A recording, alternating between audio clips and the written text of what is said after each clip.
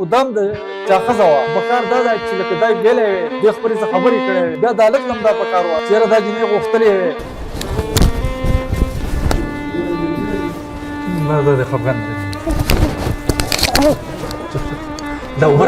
راکړه زما ټولې لوریانې دي زما د مرستې څوک نشته اکه هر مشر دی اکه د سوات دي که د پېښور دي که د اسلام آباد دي د وزیر اعظم پورې د خدای په خاطر باندې په دې ماشومان باندې وقوف کوي دا بېوسه شو دا اطمینان شو دا عجزه ده دا زما لور سرتوره شوه اعوذ بالله من الشیطان الرجیم بسم الله الرحمن الرحیم زما ورونو دلته دې ځای ته راغلی یم ما خپل یو فریاد راوړی دی زما د خیره سره 10 لوریانې دي زما زامن نشته زه به خپله پتا چې وفیکاړی شولم د سوات خلک هم ما پېژني د شانې خلک هم ما پېژني زما لور وه په الپورۍ کې واده وه میر اکبر نوم یې د هغه زوی دی تاریخ اکبر باندې واده وه او هغه هلک کاروباري و د 10-12 کروڑ روپو کاروبار یې کوو او ځانه ښه خپل بزنس یې چلوو نو دې وجې نه وروستو لکه په ده پسې مخالفین زیات شو او د ده یې لکه خاتمه کوله نو ده ته یې د ځمکې تنازیه ونیوه چې کله لکه یو پیره به یې وي چې یاره لکه دا ځمکه زما ده دې هلک ورته پرېښوده بیا به یې بله پیره وي چې یاره دا ځمکه زما ده هغه هلک ورته پرېښوده خو چل یې دا جوړ کړی و چې یاره دا هلک زه لکه قتل که ده فرض که قتل کولې د ځمکې په سر باندې نو د ده تنازیه خو د خپل رور سره وه که نه پکار دی چې خپل رور یې قتل کړی وی خو د رور نه قتلو ده دا لکه ختمو چې یاره لکه زما زامن به وروستو شي او دې مخکې شو حد ته ورسېدو زما زامن به سبا مزدوریانې جړیانې کوي او دا زما تربور دی عزیز دی دی لاړ مخکې لاړ دی ولګېده د رور سره یې په نتیجه باندې شر جوړ کړو په کور مخې ته او بیا هغه هلک راغی هغه ورته وویل چې یاره لکه خیر دی دا زموږ د خپل ولۍ مسله ده د تره وراره مسله ده د وروڼو مسله ده موږ په دې شر باندې ښه نه ښکارو او داسې کار دی شر مه کوئ خو لکه د ده اراده بدله وه ولګېده ده د کور نه تماچه راوړه پوه شوې او بره لکه دی راوخوتو د ده کور ښکته او دا خبرې د ځمکې د تنازیه چې وه نو دا اصل کې د ده بر رور دی سیاست سره وه خو د ده ورته لکه دا کار و چې یاره لکه دا هلک مخکې شوی دی چې زه د دغه بر رور ملګرتیا وکړه او په دې هلک باندې ډز وکړو پوه شوې نو ډز یې وکړو نو په زړه باندې لکه دی وویشو نو خبره دا ده چې لکه ډېر ظلم شوی دی او ډېر زیاتی شوی دی اوس موږ سره لکه انصاف پکار دی پوه شوې اوس موږ له انصاف پکار دی موږ انصاف د چا نه وغواړو اوس خبره دا ده چې لکه دا هلک چې ویشی شو دی بیا الپورۍ ته یوړی شو د ده پوسټمارټم وشو دی په ګولۍ لګېدل دی پستول ګولۍ برآمد شوې ده پوه شوې دی په ګولۍ لګېدل دی اوس ملزم هم دغه دی ملزم ولګېده ده بیا بیبیه وکړو بیبیه خو هم سړی نه کوي که نه بیبیه خو قاتل کوي که نه د ده قتل یې کړی و ده بیبیه وکړو بیبیه دې لپاره وکړو چې لکه موږ ځانه روغه وکړو په دې خپلو کې روغه دی ولګېده بیا د الپورۍ عدالت دې سزا کړو 15 ورځې بعد دې څه کیس چلېده بیا دې سزا کړو د 50 ورځې تېرې کړې په سوات سیدو جیل کې د هغې نه وروستو دی بیا لکه په ضمانت شو ضمانت نه وروستو لکه بیا د 2 کاله 2.5 کاله کیس ټریل وچلېده د الپورۍ ډي پي او دا د الپورۍ ډي پي او دی انویسټیګیشن ایس پی دی دوی په مکمل تفتیش کړی دی او ښه دغه یې کړی دی لکه تفتیش یې کړی دی دی ملزم ثابت شوی دی او د هغې په باوجود باندې لکه بیا شیشان جج هم لکه د ده ښه پوره تفتیش کړی دی دی لکه د کړی دی لکه سزا کړی دی 28 سال قید او 10 لک روپۍ جرمانه اوس لکه دی 4 میاشتې د په جیل کې تېرې کړې او د 4 میاشتو نه بعد دی عدالت بری کو باعزته بری کو اوس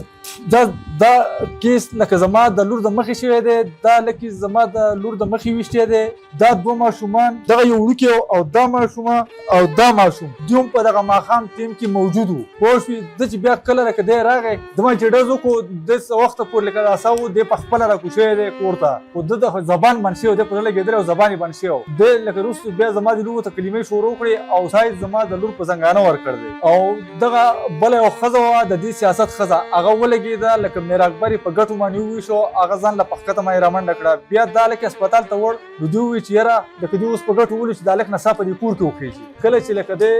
لکه یو او بل ته مینتونه کوي چې که زما نه زما زوی مري د خدای خاطر وکړئ دا ګټې مه ولئ بیا د ده بل کشر رور دی چې ارشاد نومې دی ارشاد راوخوتی لکه دا هلک تاسو یا خو هسې مړ دی خو چې اوس یې ویس اوس غلي شئ نو هغه بیا په شا باندې اغستی دی بره ورته یې خېجولی بیا ون ټوټو راغلی هغه لکه بیا هسپتال ته وړ دی هسپتال ته یې مړی وړ دی پوه شوې بیا په دې کې ښه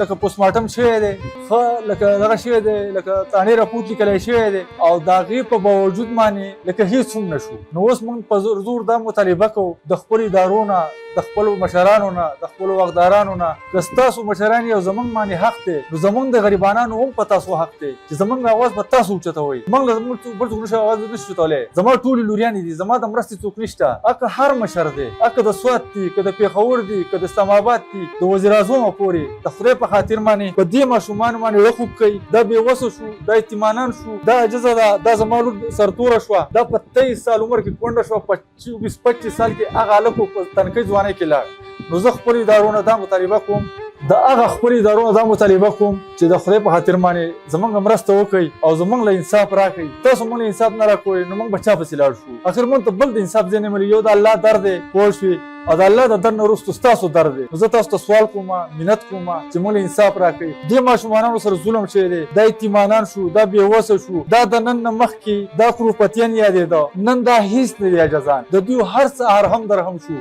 هر څه ختم شو د دوی د پلار 12-13 کروپو کاروبار یو هغه درهم شو ختم شو چا قرضدارو پې قبضې وکړې څوک وایي زما پې دونه دي هر یو راځي لکه چا دا ونه وي چېرې په ما د دې تاریخ اکبر دونه پیسې دي دا واله خو هر یو راځي او تاریخ اکبر ما زما دومره پیسې دي او دا واله دا راکړه نو د خدای په خاطر مې تاسو زموږ مرسته وکړئ او مهرباني وکړئ نو دې ماشومانانو سره ودرېږئ او زه په خپله باندې لکه د ګاډۍ مزدور یم د پیټو ګاډۍ چلوم زه خپله کډه هم ساتم دوی هم ساتم انشاءالله تعالی خدای پاک به رزق ورکوي د رزق ورکولو والا الله دی تاسو هم یو انصاف وکړئ چې دوی ته انصاف میلاو شي مجرم گرفتار شي که فرض که تاسو وایئ چې یاره دا مجرم څوک دی نو زما لور پې دا ګواه ده چې زما د لور د مخې دا لږ ویشتی شوی دی د دې خاوند ویشتی شوی دی بیا دا زما دا لور عدالت ته چا نه ده بولي اوس په دې نه یم پوه چې دا په کوم اسکیمې نه ده بولي چې پکار دا ده چې دا عدالت ته بیلی وی اصل مسله د دې هم وه چې یاره که دا خو د دې خاوند ټیک شوه دا خو به د چا زوی وو خو دا هم د چا ښځه وه پکار دا ده چې لکه دا یې بیلی وی دوی خپلې څه خبرې کړی وی بیا عدالت له هم دا پکار وه چې یاره دا جینۍ غوښتلې وی یاره لکه راشه ستا بچي څو دي د دې هلک بچي څو دي د هلک ښځه وه